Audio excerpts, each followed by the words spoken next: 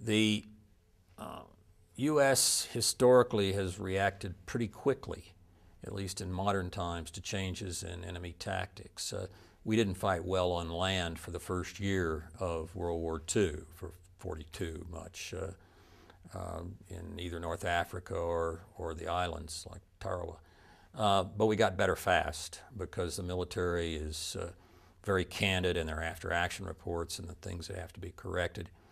Lincoln, it took him 2 years to get his strategy and his general right, and he almost lost the 1864 election to McClellan.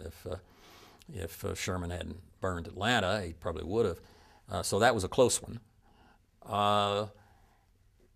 But Vietnam, it took them over 3 years in one way or another to give up on search and destroy and to move toward the clear and hold strategy that made it possible for Abrams really to defeat the Viet Cong. People forget that in '73 the Viet Cong were essentially defeated. There was a pretty decent peace treaty with the North. That's what led to the exchange of prisoners, all of that.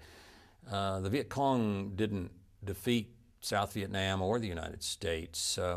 What won the Vietnam War for the North was a main force armored invasion of the South in '75.